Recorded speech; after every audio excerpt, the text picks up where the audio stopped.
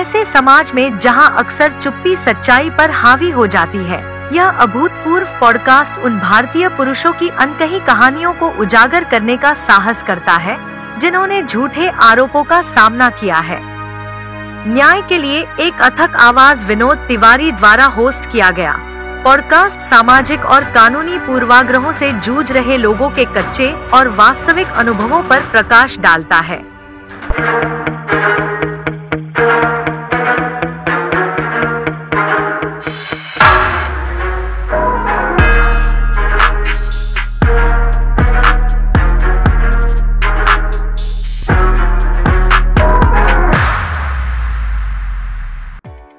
दोस्तों नमस्कार, स्वागत है आपका एक नए एपिसोड अनवीलिंग फॉल्स एलिगेशंस, झूठे आरोपों का सच। और इन एपिसोड्स के अंदर में हम उजागर करते हैं वो लोगों की मार्मिक कहानियां, ऐसी सच्चाइयां जिससे कि समाज की सच्चाई लोगों के सामने निकल के आती है और लोगों को पता लगता है कि दुनिया में, भारत में, समाज में हो क्या रहा है। और हम इस तरीके की एक एक व्यक्ति की कहानी को आपके सामने बताने की कोशिश करते हैं। दोस्तों, इस वक्त के अंदर में आपने देखा ही होगा कि किस तरीके से एक व्यक्ति के बारे में उसकी बात खत्म नहीं होती और दूसरी बात शुरू हो जाती है। हम अतुल सुभाष का किस्सा भी भूल नहीं पाए थे, उसके बारे में चर्चा चली रही थी, उसको न्याय मिल ही नहीं पाया था। उसके पहले पुनीत खुराना चर्चा में आ गए। पुनीत खुराना की बातें खत्म नहीं हुई, मानव शर्मा आ गए। मानव शर्मा के बाद में आपको याद होगा नीला ड्रम, वहां पर मुस्कान, और ये सब कुछ तो बहुत लोगों को परेशान कर चुका था, दिल दहला चुका था। लेकिन अभी कुछ समय पहले आपने फिर देखा होगा राजा रघुवंशी। दोस्तों, आत्महत्याएं, हत्याएं बढ़ती ही जा रही है, लेकिन इसके पीछे जरूरत है तो न्याय संगत प्रणाली की, एक ऐसा सिस्टम जिसके अंदर में जुडिशली दोनों पक्षों को बाइज्ड न होकर के न्यूट्रल लॉज हों, जिसके अंदर में दोनों पक्षों की बात समझ में रखी जाए, सुनी जाए और बताई जाए। तो आज हम कुछ इसी विषय को लेकर के हम आगे चर्चा करेंगे। और आज हमारे स्टूडियो में एक खास मेहमान हैं। मैं उनके बारे में थोड़ा सा आपको बताऊं कि दरअसल मैं दिल्ली जब 19 अप्रैल को सत्याग्रह के लिए गया था, सत्याग्रह फॉर बैट के लिए, तो वहाँ हजारों की भीड़ में एक शख्स एक अलग ही प्रतिभा रखते हुए मुझे दिखाई दिए। वे थोड़े से मतलब प्रतिभावान दिखे मुझे चेहरे की झलक से, लेकिन जब मैंने उन्हें देखा तो मैं दहल गया, क्योंकि वे हैंडीकैप्ड कैटेगरी में आते थे, वे पैरों से लाचार थे। तो मैंने साहस करके उनसे बात करनी शुरू चाहिए और उनसे बात करी। और जब बात करी तो बहुत कुछ ऐसा लगा कि शायद उनकी ज़िंदगी के अंदर में जो घटित हो रहा है वो अच्छा नहीं हो रहा है। हमने उस सिर्फ फ़ोन नंबर एक्सचेंज किए थे और उन सारे लोगों के बीच में से उन्हीं का फ़ोन मेरे पास में बार बार आता रहा। वे दरअसल दिल्ली, मुंबई से आए थे और वे मुंबई से मुझे अहमदाबाद में फ़ोन करते रहे और बोले, विनोद जी, मेरे को एक बार आपसे मिलना है और हमको अपनी बात रखनी है। तो इसी संदर्भ में मैं उन्हें आमंत्रित किया। बहुत टाइम से बात चलती थी और आज वे चल करके बहुत दूर मुंबई से अहमदाबाद आए हैं। उनकी शारीरिक परिस्थितियों से लड़ाई करते हुए किस तरीके से वे यहाँ पर आए हैं और अपनी मन की व्यथा को आज रखने वाले हैं।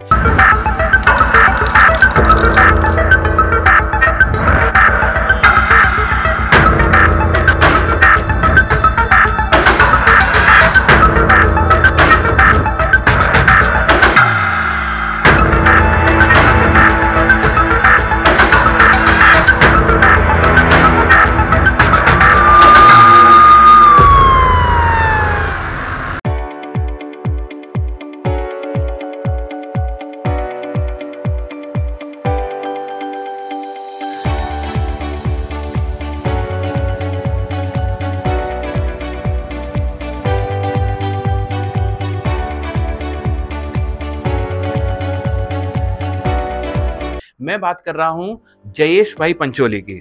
जयेश भाई जी जो है, उनके बारे में मैं थोड़ा सा आपको बता दूं कि वे तकरीबन उनकी एज 60 ईयर्स के आसपास की है। Way basically senior citizen category में आते हैं, वे फिजिकली हैंडीकैप्ड कैटेगरी में आते हैं और वे बेसिकली एक बहुत अच्छे सेल्स बैकग्राउंड के अंदर में सेल्स सुपरवाइजर तक रह चुके थे और आज वे अपनी ज़िंदगी में स्ट्रगल कर रहे हैं। और ये सब कुछ हमारी न्याय प्रणाली पर एक बहुत बड़ा प्रश्न चिन्ह उठाता है।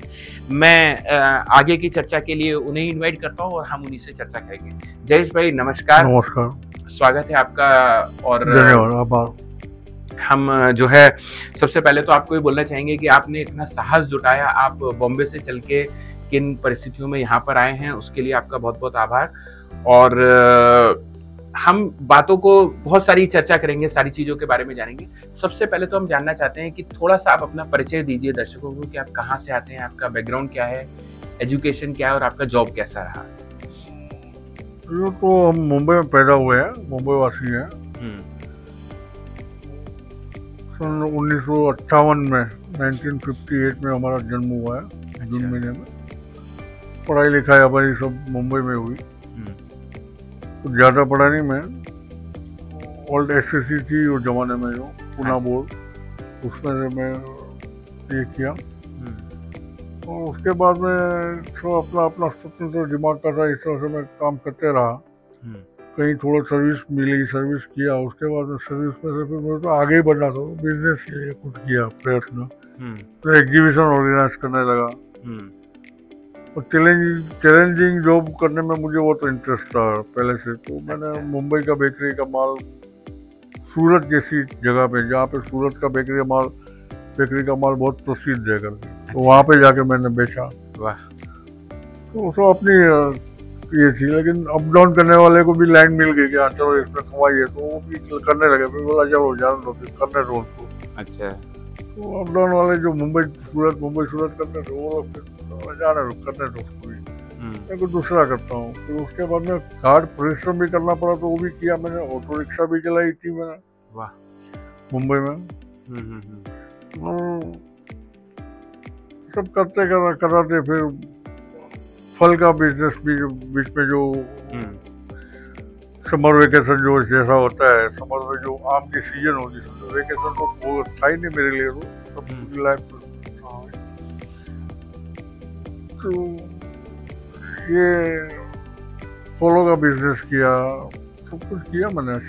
लेकिन ठीक है, कुछ ज़्यादा जगह पे हाथ डालने का मतलब कोई अपनी मजाक भी उड़ाते थे, क्या कोई एक जगह पे स्थिर नहीं है क्या है। लेकिन मैं उस टाइम फैमिली ग्राउंड को देख रहा था कि अपने को 2 पैसा मिले तो फैमिली में कुछ हो सके अच्छी तरह से। तो फैमिली में बैकग्राउंड भी देखना पड़ता है कि अपने से बड़े जो है, मैं सबसे छोटा हूँ, तो उसमें भी देखना चाहिए कि भाई किस तरह का उन लोग का व्यवहार है, किस तरह से उन लोग की रहन सहन है, सब उसका प्रभाव। मैं सबसे छोटा हूँ तो डेफिनेटली मेरे पे पड़ेगा ही पड़ेगा। मैं अपने बचाव के लिए नहीं कहता हूँ, तो ठीक है कुछ बात समझो दबा भी देता हूँ, तो ये समझो कि मैं अपनी फैमिली को, कोई भी आदमी का एक जो घर में फैमिली में बड़ा है, उसका ये कर्तव्य होता है कि फैमिली की बात फैमिली में रहे, वो सब जगह पे होता है। तो ठीक है, मैंने इतना बर्दाश्त किया, मैं चलो जाने दो, होता है, मैं आगे अपना कर लूंगा कुछ ना कुछ। तो उसमें सब निष्काम हो गया, निष्फल हो गया मैं। तो ठीक है, वो भी कोई बात नहीं, चलते हैं आदमी तो ठोकर भी लगती है, संभल जाना चाहिए। लेकिन मेरे साथ में जो हादसे हुए हैं ना, वो गलत हुए हैं। फिर मेरे सामने मतलब क्या अपना बचाव करने के लिए बोलता हूँ, ऐसा नहीं है, हकीकत में जो हुआ है वही बोलता हूँ। तो आप हमें ये बताएं कि यानी आपकी अच्छी जिंदगी चल रही थी, आपने sales line, exhibition line, transport line, even fruits के लाइन में, हर जगह में आपने सक्षम मेहनत करी अपने परिवार के लिए, है ना। एक आदमी जो होता है मूलतः वो बेसिकली खुद की जिंदगी नहीं जीता, बल्कि परिवार के लिए जीता है पूरी जिंदगी। वही आपने भी कोशिश करी। उसके बाद में आपकी जिंदगी में कहाँ से बदलाव आया पारिवारिक रूप से, कहाँ, जैसे शादी आपकी कब हुई, वो थोड़ा सा आप बताएं। शादी मेरी लेट हुई थी, हम लोग का रेसिडेंस छोटा था, ऐसे देखो तो 3 ब्रदर के लिए तो बहुत कम ही पड़ेगा। हाँ जी। ठीक है, तो मेरी शादी उस तरह से भी लेट हुई। दूसरा कुछ योगानुयोग, वो समझो वो सब चीज बैकग्राउंड वगैरह सब इफेक्ट करते ही है ना। ख्वाहिश भी आदमी की अलग होती है। फिर दूसरा नेचर भी अपना कुछ ऐसा होता है कि नहीं चलो कुछ किसी को सहाय करके जाना है और कुछ इस तरह से करना है। तो वो हिसाब से डिले हुआ था। उसके बाद हम जो जिसके परिचय में आए हैं उनका भी कहना था कि वो भी तकलीफ में है। उसका पिटीशन जो किया था उसने, उसके जो पहले का हस्बैंड था, मैं उसी के साथ मेरे। अच्छा। हाँ, तो उसने रीजन लिखा है, वो देख लो भाई उसका पिटीशन क्या था उस टाइम। अच्छा। डिवोर्स के लिए हम्म। वो उसमें उल्लेख है सब, हम्म। कितनी बार उसका एबॉर्शन हो गया, हम्म। किस तरह से उसपे गर्दन पे छुरी रखी थी कि कैंची रखी थी कुछ, वो सब कुछ था। उसको जाने दो, उनका आंतरिक मामला है, तो मेरे को कुछ मतलब नहीं है। लेकिन बाद में उसने मुझे बोला कि नहीं कि मैं क्या करूँ, हो गया डाइवोर्स, तो बोला ठीक है। तो आपने जो है, मैंने आपकी तो ये पहली ही शादी थी और आपने एक ऐसी युवती के साथ में, जी बिल्कुल, जिसको कि तलाकशुदा जो थी, हाँ। और उनके कुछ संतान भी थी। हाँ, एक लड़का था उसको, और अभी भी उनके साथ में ही है वो। अच्छा। ठीक है, पढ़ लिख के आगे बढ़ गया है, चार्टर्ड अकाउंटेंट बन गया है। अच्छा। वो भी मुझे बाहर से पता चला सब। अच्छा। तो उसके बाद इसका मतलब आपने एक तलाकशुदा जिसके पास में बच्चा भी था उनके साथ में शादी करी? जी हाँ जी। तो मतलब ये एक तरीके से देखा जाए तो आपने एक बहुत जो अबला नारी थी उसको सपोर्ट करने के उद्देश्य से कि भाई अब उसका कोई है नहीं तो मैं उसे हेल्प करूं, सपोर्ट करूं, इस तरीके से आपने उनको एक दर्जा दिया पत्नी का, और आपने सारी तरीके से शादी करी। जी हाँ। फिर आप किस सन में हुई होगी तकरीबन शादी? कौन से वर्ष में शादी हुई होगी? 93 में हुई, 1993 बराबर, 93।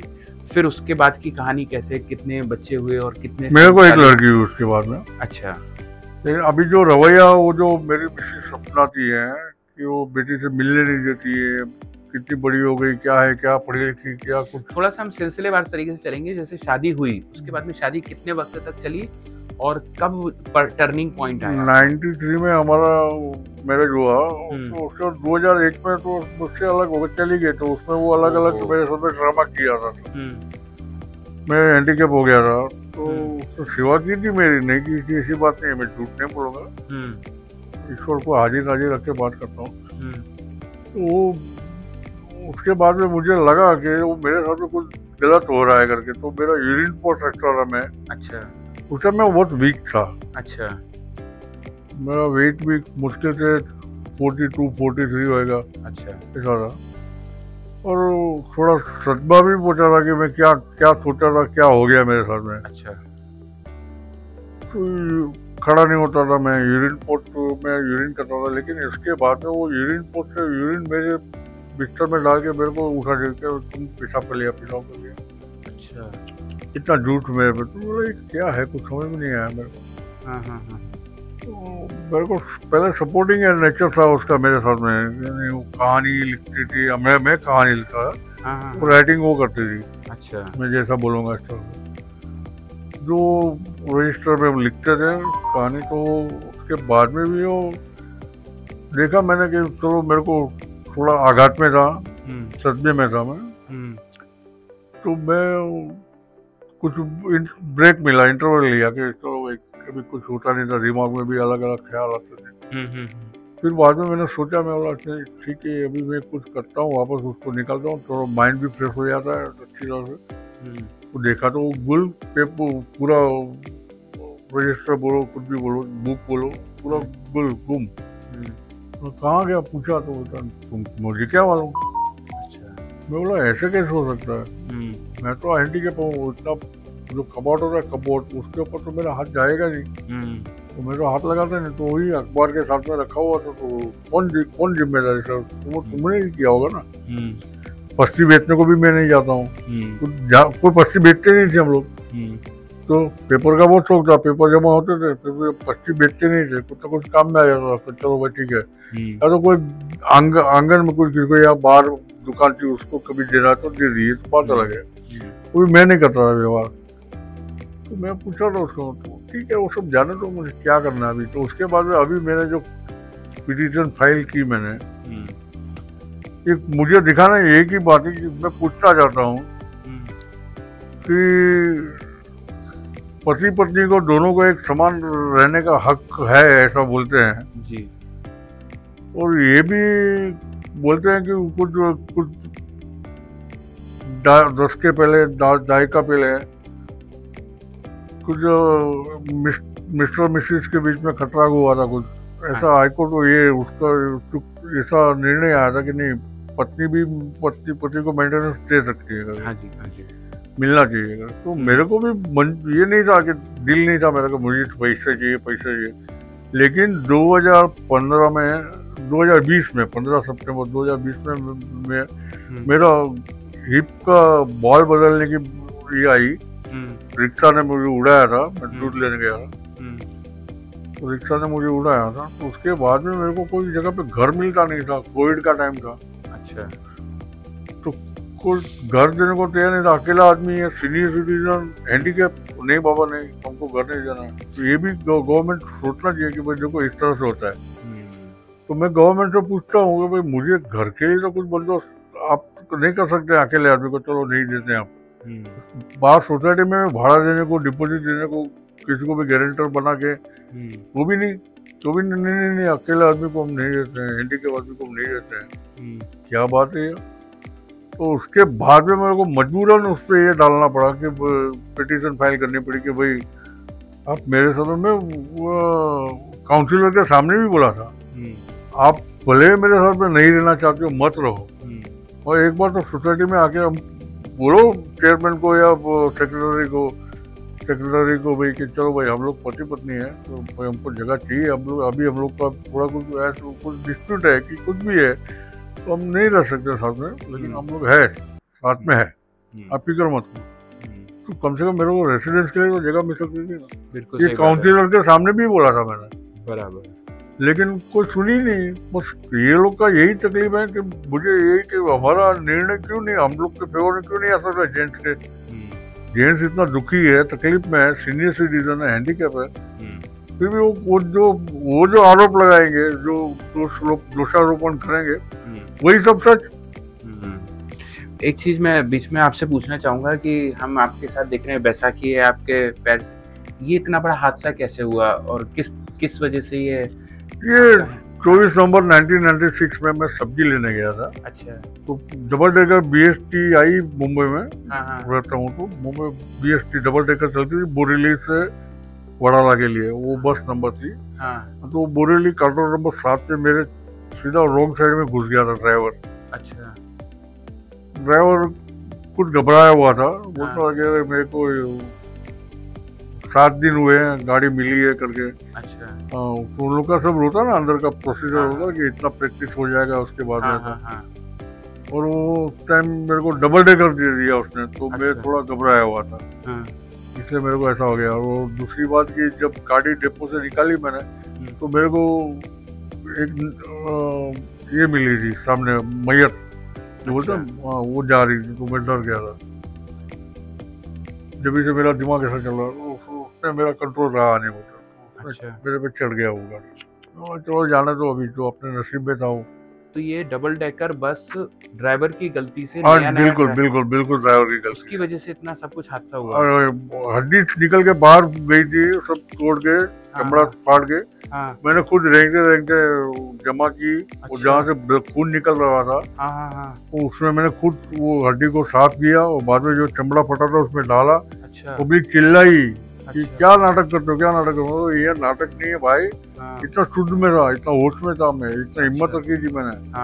मैंने बोला कि नहीं देखो, ये साइंस इतना आगे बढ़ गया है कि लेके जाएंगे डॉक्टर के पास, तो डॉक्टर को तार सलिया खिल्ला बिल्ला कुछ भी लगा के, स्क्रू लगा के, कुछ करके, प्लेट लगा के कुछ कर सकते हैं। बराबर, सब कुछ उस पर नहीं रख देना आपने।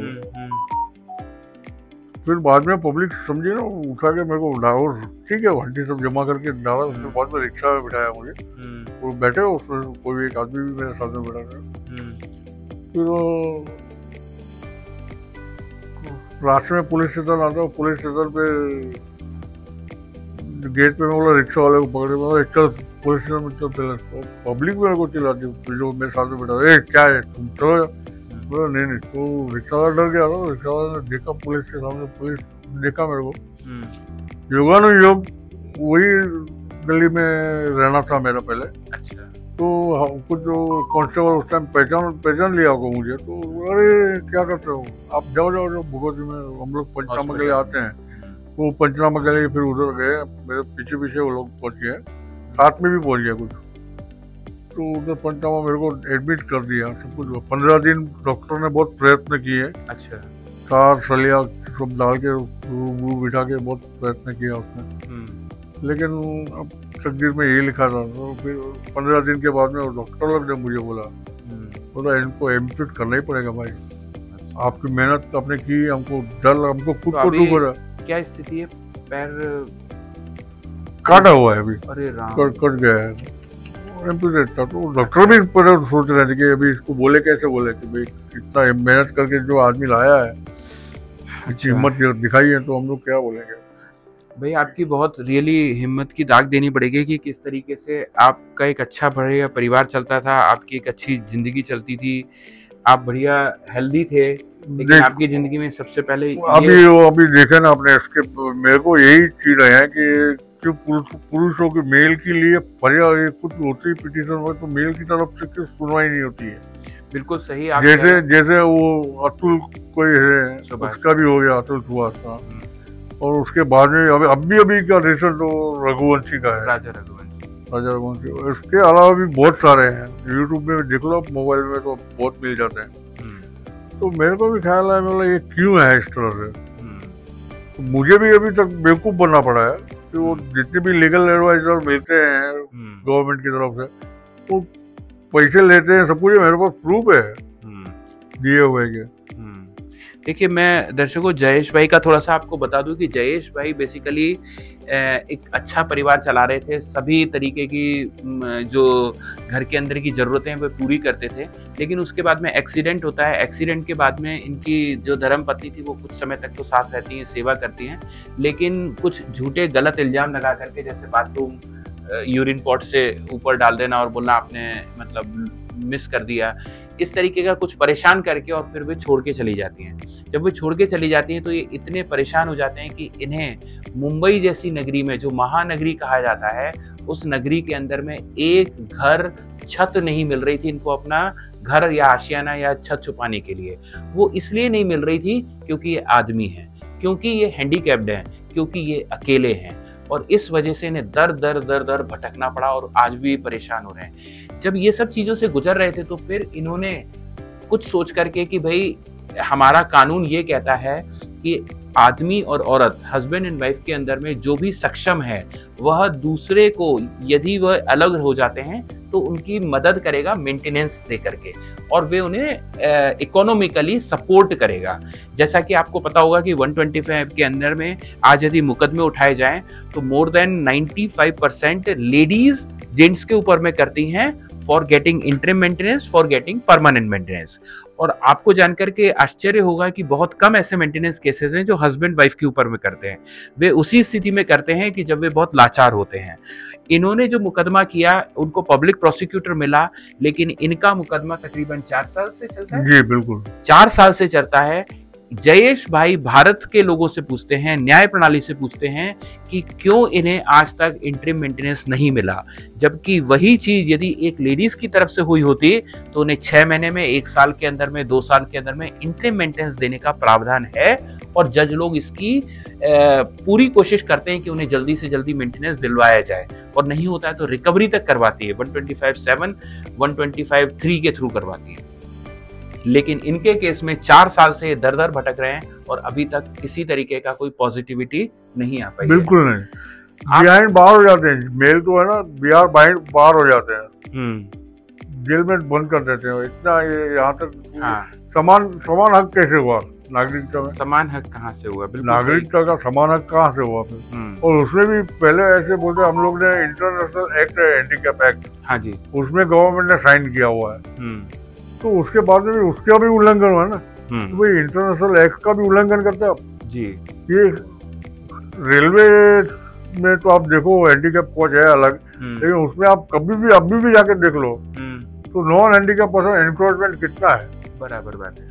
उस तरह से वहाँ पे भी हमको न्याय नहीं, या फैमिली कोर्ट में भी न्याय नहीं, तो ये क्या है, फिर चिढ़ जाते हैं हम पे, बस सीधा फाइल बंद कर देंगे, तुम्हारी बंद कर देंगे, तो क्या है क्या है। मैं आपको बताऊं कि मैं मतलब अपने कार्य के दौरान कुछ समय भारत के बाहर भी रह चुका हूं, जॉब कर चुका हूं, तो जयेश भाई, भारत के बाहर के अंदर में जो हैंडीकैप्ड लोग होते हैं उनके साथ में 5 स्टार तरीके से बर्ताव किया था, उन्हें इस तरीके की फैसिलिटीज दी जाती है। जैसे मैं बताऊं तो मुझे याद है कि हम लोगों की जो कार पार्किंग्स होती थी, तो हमारी कार पार्किंग बहुत छोटी होती थी और दूर होती थी, लेकिन हैंडीकैप्ड की यदि गाड़ी है, उसकी कार पार्किंग है, तो उसकी मेन गेट के सामने होती थी और बहुत बड़ा स्पेस दिया जाता था। आप उनके वॉशरूम में जाइए, आप एस्केलेटर्स में जाइए, आप व्हील चेयर्स में जाइए, आप हर जगह के अंदर में देखेंगे तो उन्हें बहुत ज्यादा प्रायोरिटी दी जाती है, प्राथमिकता दी जाती है। क्यों? क्योंकि वो व्यक्ति पहले ही अपनी जिंदगी से जूझ रहा है, पहले ही शारीरिक कष्ट भोग रहा है, और वहां पर हम भी उन्हें परेशान कर रहे हैं। ट्रेन में भी आते हैं तो वहां पर आप बताते हैं कि वहां पे हैंडीकैप बोगी के अंदर में दूसरे लोग बैठे होते हैं, वहां पे भी इंक्रोचमेंट है। चलो वो बात समझ में आती है, लेकिन न्याय प्रणाली में क्यों समझ में आती है? हमें कोई हमदर्दी या प्रेम भिख के रूप में नहीं चाहिए। सही बात है। हमको अपना जो राइट है संविधान के हिसाब से, जो कोई अभी क्या बोलूं मैं, कोई एक आदमी पागल जैसा कुछ भी बताते फिरते रहता है, भाई ये संविधान का उल्लंघन, संविधान का उल्लंघन, संविधान पलट के रख देंगे। और हमारे लिए इतने सब कुछ होता तो क्या पढ़े लिखे लोग नहीं है, एडवोकेट है या जज है, इतने पढ़े लिखे हैं, कुछ भी ऑर्डर पास करते हैं, कुछ भी होते हैं। अभी देखो वो कोई जज के घर के बाहर कितना करोड़ों रुपए का नोट जला हुआ मिला, और सबका अलग अलग ये है कि भाई क्या है। तो ये समझ लो कि भाई क्या होता है अभी मेरे प्रैक्टिकल मेरे सामने हो रहा है। ये सब क्या है? क्या है? एडवोकेट मनमाना पैसा ले लेते हैं गवर्नमेंट एडवोकेट होने के बाद में भी, तो उसमें भी हमारा लिहाज नहीं किया कि नहीं हैंडीकैप है, सीनियर सिटीजन है, उसमें भी नहीं हमारी कुछ नहीं। वही तो मैं कह रहा हूँ कि हमको है ना मदद करनी है, किसी को वो करना चाहते हैं मुझे, तो भिख के रूप में नहीं करें। दरअसल जयेश भाई नहीं, ऐसे हजारों जितने भी लोग हैं शारीरिक रूप से जो परेशान हैं, वे किसी की दया के मोहताज नहीं है, वे किसी की भीख नहीं मांगते हैं, वे अपना अधिकार मांगते हैं, क्योंकि वो उनके साथ हो रहा है और ये उनका संवैधानिक अधिकार है, कॉन्स्टिट्यूशनल राइट्स हैं, लेकिन वह भी नहीं मिलते हैं तो दिल में कहीं बहुत दर्द होता है।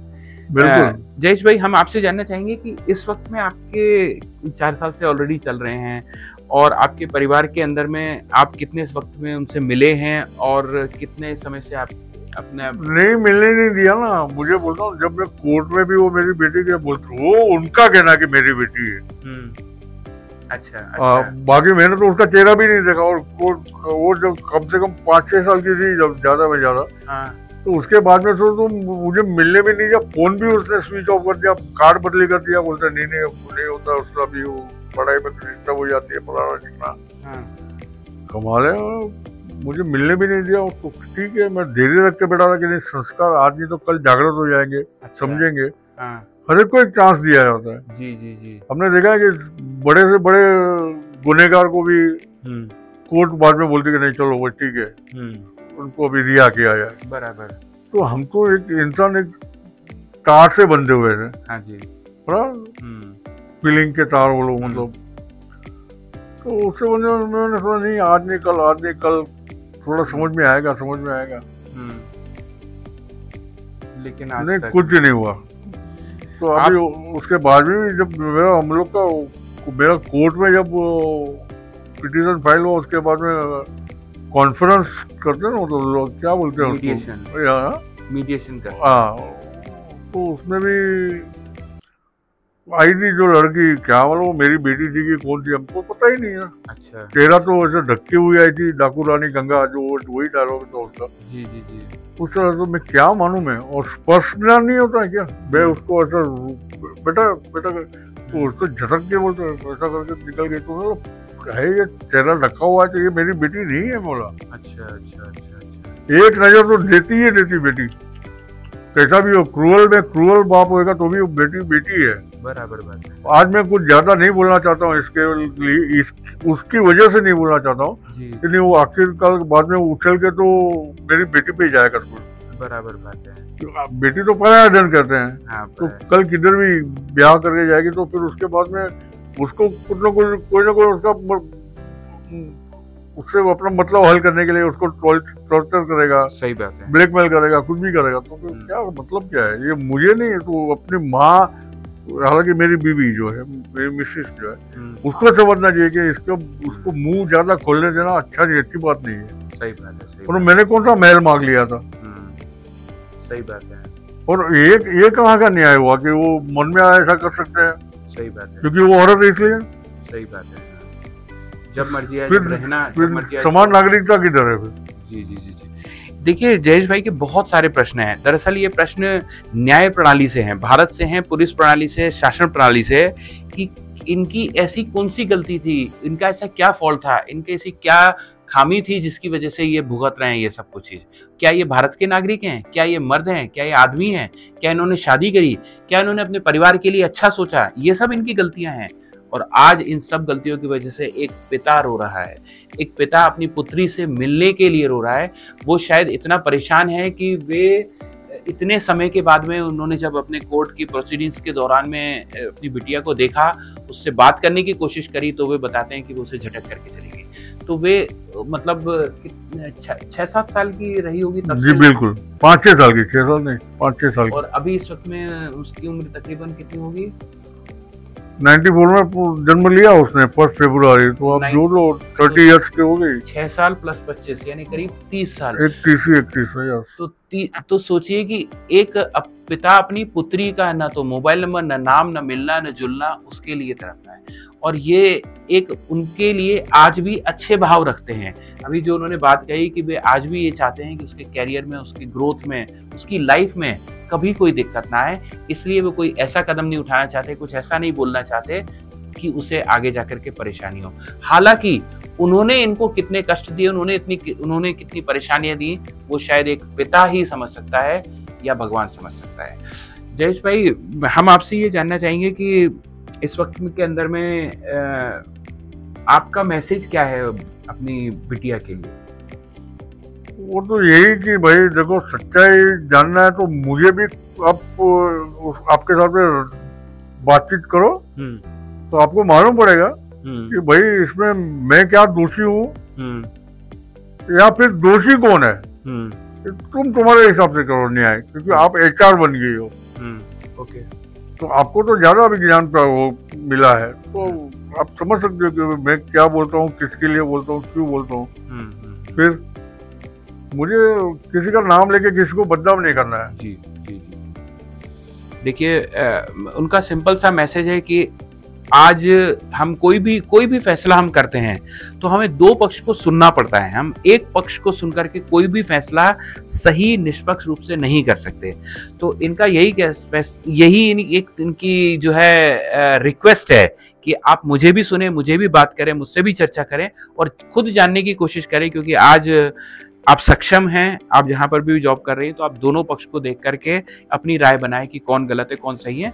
और मैं तो फिर भी जयेश भाई बोल रहा हूँ कि इस मामले में मतलब एज ए सन या एज ए डॉटर, मेरे लिए तो दोनों ही मतलब भगवान तुल्य हैं, पिता और माँ, क्योंकि उन दोनों की वजह से ही मैं दुनिया में जन्म लिया है।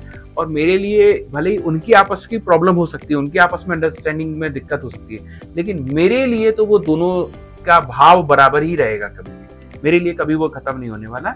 हालांकि उनकी जो आपस की है वो उनकी आपस की है, हस्बैंड वाइफ की कुछ हो सकते हैं। सही बात है। दूसरा ये भी बोलता हूँ, संविधान में और ऐसा भी गवर्नमेंट ने कानून निकाला, समझो कि बेटी हो या बेटा हो, उन लोग की जिम्मेदारी हो जाती है कि माँ बाप को पोषण करे। हाँ जी। हाँ जी। तो ये कोर्ट हम पे दबाव कैसे डाल सकते हैं, पहले क्या हम ये लेके आओ, वो लेके आओ। तो आप खुद पहले मांग लो ना, उसके बाद उसका पैन कार्ड ये वगैरह आप जमा करने को बोलो। तो इतने केस जो कोर्ट में पेंडिंग पड़े हैं करोड़ों के हिसाब से, तो उसमें भी साहेबुत आप भी हो जाएंगे ना। कहा नहीं, बराबर है, स्ट्रेट फॉरवर्ड कि आप इस तरह से अगले डेट पे हमको ये पैन कार्ड ला के दो, जमा करो। वो पैन कार्ड से उसको मालूम पड़ जाएगा भाई क्या इनकम है, क्या है, क्या नहीं। मैं कहाँ घूमूंगा उसके लिए। फिर अगर समझो वो औरत होगी ना, लड़की है, भले मेरी बेटी है, लेकिन उस टाइम फिर आप बोलेंगे नहीं, औरत को टॉर्चर करने के लिए उसके पीछे गया, उसका ये मांगा, वो मांगा, उसको राइट नहीं। अरे क्या यार, बाप को भी राइट नहीं है। सही बात है। और अभी जो हो गया रघुवंशी केस में, तो फिर हथियार लेके खड़े जा रहे सब। तो क्या मतलब है उसका? जब उसको किस तरह से पौधे को कितना पानी पिलाना, कितना क्या खाद डालना, कौन से मौसम में क्या करना, वो बागबान को ही मालूम होगा ना। सही बात है। तो ये तो उस टाइम वो कोर्ट अपना अधिकार छीन लेता है पुलिस अपना डंडा चलाता है जी। तो ये है क्या? तो आदमी जाए तो जाए कहाँ पे? सही बात है, सही बात। तो ये पुरुष प्रधान स्त्री प्रधान करने की बात नहीं है, ये बात है कि दोनों को समान तराजू में तोलो जी। इसलिए तो मेरे ख्याल से तो अभी न्याय की देवी के पट्टी खोल दी गई। पट्टी खोल दी गई है। जी जी जी। तराजू सही रहे तो ये क्या जज को मालूम नहीं है क्या? देखिए बहुत बहुत बड़ा इनका सवाल है और बहुत अच्छी बात इन्होंने कही है कि आज हमारे भारत के अंदर में जो न्याय की मूर्ति है उसकी पट्टी खोलने के बाद भी उसे कुछ नहीं दिख रहा है। अभी भी हमारे न्याय व्यवस्था के अंदर में कोई भी बदलाव नहीं हुए हैं। सिर्फ बीएनएस के अंदर में धाराओं के नंबर बदल दिए गए हैं, बाकी सेम धारा सभी चीजें कॉपी और पेस्ट करके रखी गई हैं। आज एक व्यक्ति जो कि लाचार है ये गुहार लगा रहा है और आत्महत्याएं और हत्याएं को रोकने के लिए शासन से बोल रहा है कि ये सब कुछ आप देखते हुए भी क्यों नहीं कोई निर्णय ले रहे हैं, क्यों नहीं कोई कदम उठा रहे हैं, क्यों नहीं कोई ऐसा ठोस चीज उठा रहे हैं जिससे कि ये सब चीजों को रोका जा सके। क्या मैं इस व्यवस्था से पूछ सकता हूं कि यदि इस तरीके से चलता रहा तो आने वाले समय के अंदर में क्या हम शादियों को, क्या हम विवाह पद्धति को, क्या हम समाज पद्धति को बरकरार रख पाएंगे या हमें उसमें बरकरार नहीं रखने के लिए बहुत सारी प्रॉब्लम्स आने लगेंगी? देखिए आप मतलब इस तरीके की आपने जिंदगी देखी है, आपने लाइफ देखी है, आपने पूरी इतना संघर्ष किया है और आपने मुंबई जैसी जगह के अंदर स्ट्रगल रहे हैं। मुंबई जो कि भारत का मतलब बॉलीवुड इंडस्ट्री पूरा दिल बिजनेस माना जाता है। आपने ये सब कुछ देखा हुआ है तो आप हमारे लोगों को या ऐसे दर्शकों को जिनके साथ में ऐसा कुछ घटित हो रहा है उनको क्या सलाह देना चाहेंगे? क्योंकि मैं ये बात जानता हूँ कि आपने आज तक हिम्मत से लड़ाई रखी है, आप आज बैठे हुए तो बहुत हिम्मत वाले हैं।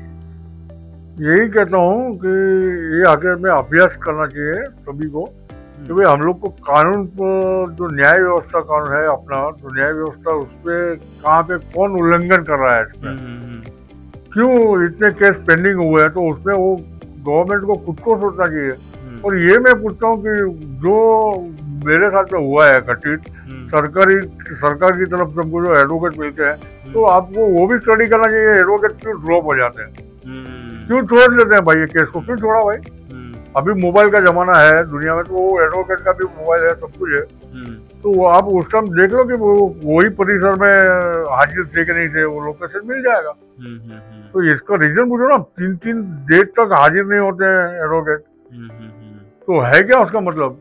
तो ये तारीख पे तारीख तो यहाँ पे चालू होता है, तो उसका मतलब ये भी कोई डाउट आएगा ना। अभी सब अपना अपना दिमाग लगा लेते हैं। ये भी साबित हो सकता है कि भाई कुछ तो भी दाल में काला है, बराबर विटामिन एम कुछ ना कुछ काम करता है यहाँ पे, बराबर सीधा हिसाब है।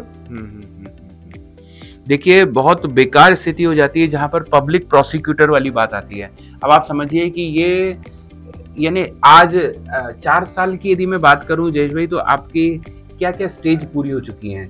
क्या आर्ग्यूमेंट लेवल हो चुका है? क्या पिटिशन का रिप्लाई नहीं, अभी तक मुझे इस बारे में मेरे को कुछ पता नहीं है, मैं अंधेरे में हूँ।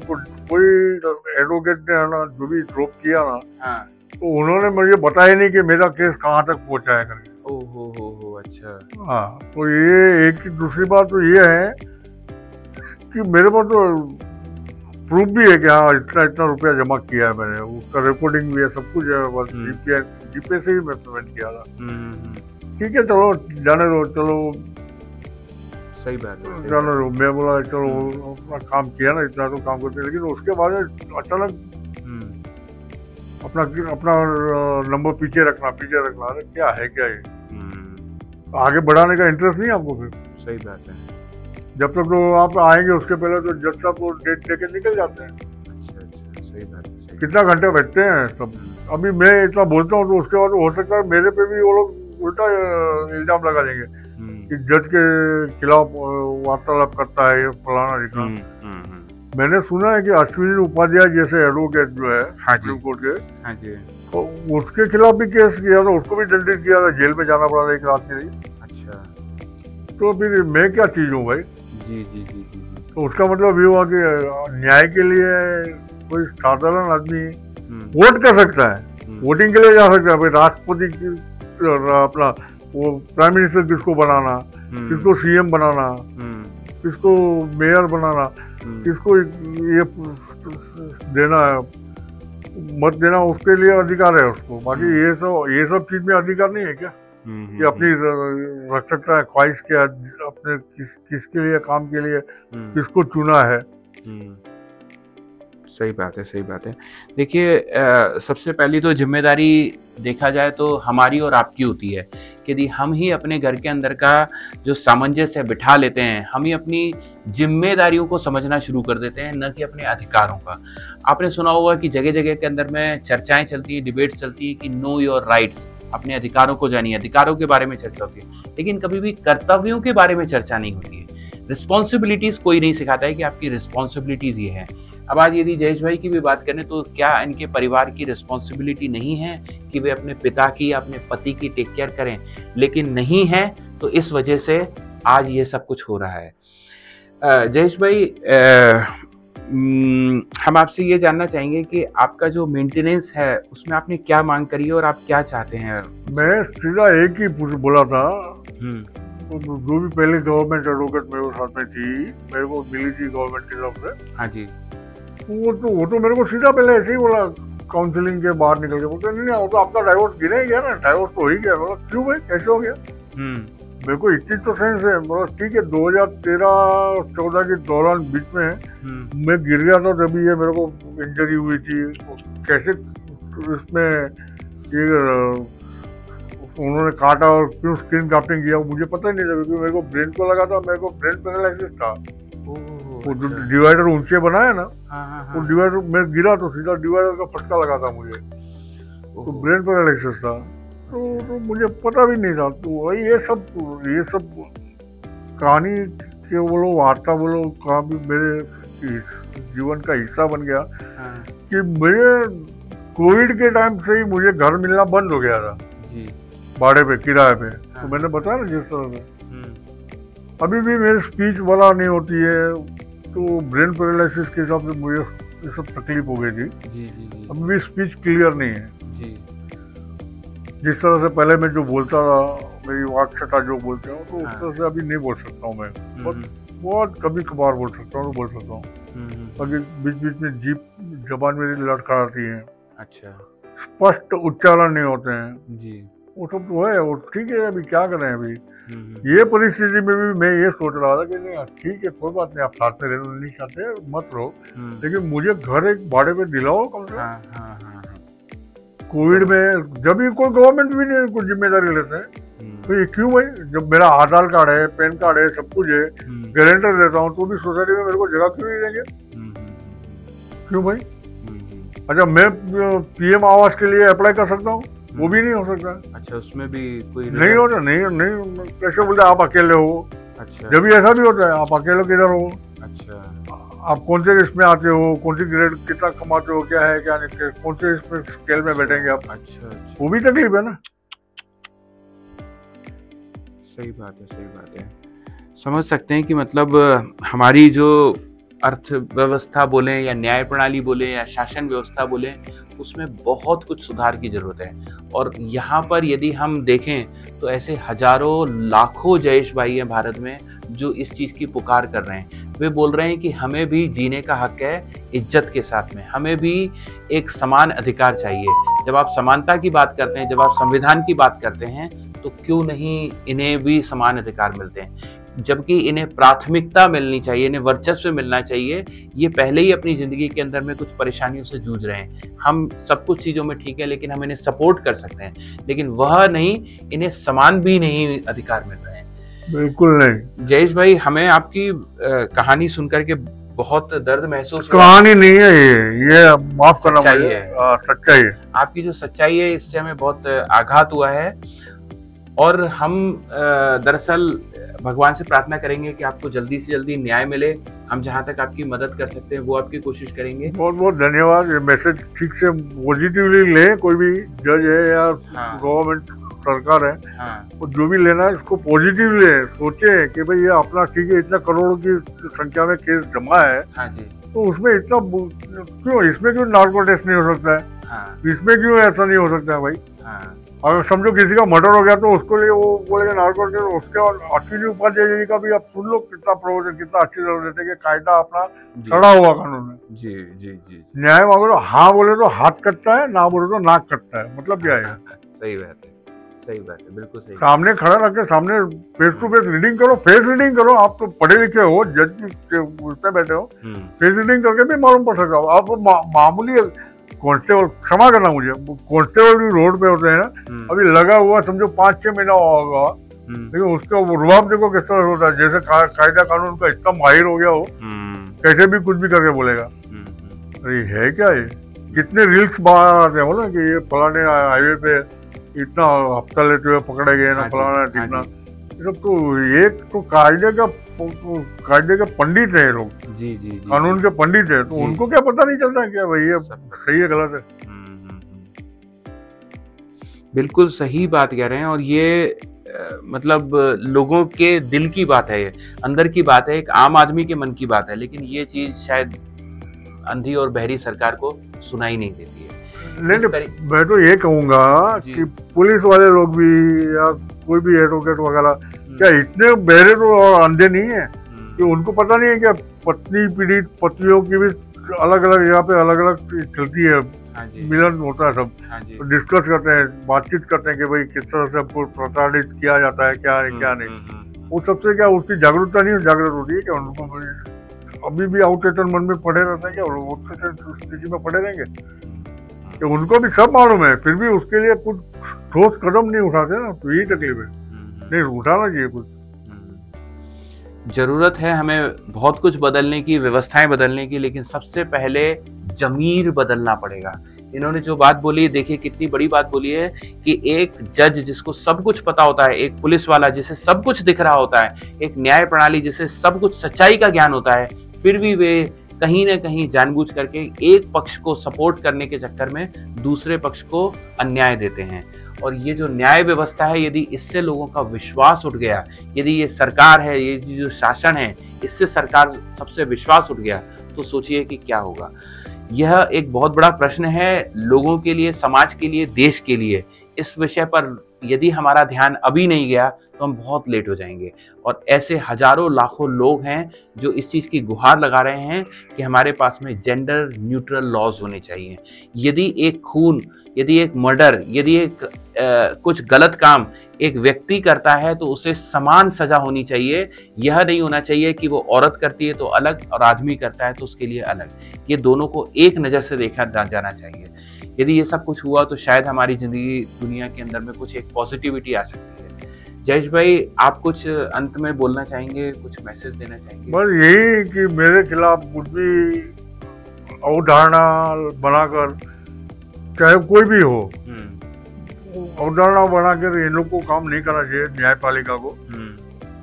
और कुछ पॉजिटिवली सोचना चाहिए कि मैंने जिस तरह से अभी बोला कि भाई न्याय तंत्र में इतने केस पड़े हुए हैं, न्यायालय में कितने केस, करोड़ों की संख्या में केस है, तो उसका निकाल जिस तरह से हो सकता है अच्छी तरह से निकालो।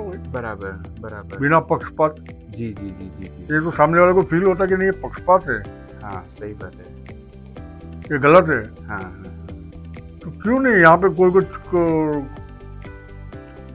स्वयं संज्ञान लेके काम नहीं कर सकते क्या?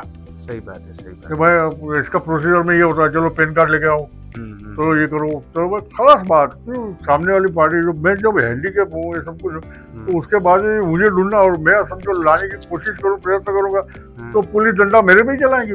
सही बात है। ये औरत को स्त्री गलत काम होता है, इसको नहीं कर सकते हैं, चाहे वो पुत्री हो अपनी। नहीं, लेकिन नहीं। जी माफ़ कीजिए, ये सब चीज़ें हमारे यहाँ की जो कानून है वो शायद सभी को एक नज़र से नहीं देखती और सपोर्ट नहीं करती। क्या बोले, खामियाजा भुगतना पड़ता है।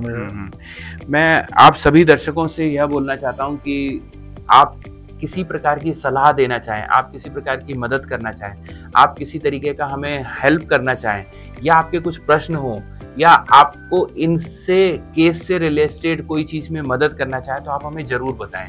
मैं भी पेशे से कोई वकील नहीं हूँ, मैं सिर्फ लोगों की आवाज़ बाहर निकालने का काम करता हूँ। तो मैं आप लोगों से राय जानना चाहता हूँ कि आपकी इस पर क्या राय है और आप ऐसे जयेश भाई जैसे कई लोगों की कहानियों को बाहर निकालने में मदद कर सकते हैं। ये जयेश भाई की आवाज़ नहीं है, ये बहुत सारे लाखों लोगों की आवाज़ है। जयेश लाखों नहीं, करोड़ों, अभी हिंदुस्तान की करोड़ों लोगों की आवाज़ है। और जयेश भाई ने जिस तरीके से हिम्मत के साथ में ये बात रखी है, उन्होंने लास्ट में यह एक पॉजिटिव सपोर्ट के लिए रिक्वेस्ट करी है कि आप इस चीज़ को पॉजिटिवली लें और इस चीज़ को गलत न लेकर के इसमें कहाँ मदद की जा सकती है, कहाँ कंस्ट्रक्टिव रूप से हम इस चीज़ के अंदर में सुधार ला करके समाज का पुनरुत्थान कर सकते हैं, उसके बारे में हमें सोचना है। जयेश भाई, आपका बहुत बहुत धन्यवाद कि आपका भी धन्यवाद, आपने भी मुझे समझ दिया। Thank you so much. धन्यवाद, आपका आभार। ओके दोस्तों, अब आपसे मुलाकात होगी अगले एपिसोड में और हम बात करेंगे एक नए एपिसोड में एक नए चेहरे के साथ में। और हाँ, यदि आपने अभी तक इस चैनल को लाइक या सब्सक्राइब नहीं किया है तो इसे जरूर करें। बहुत बहुत धन्यवाद। धन्यवाद सबका, आभार।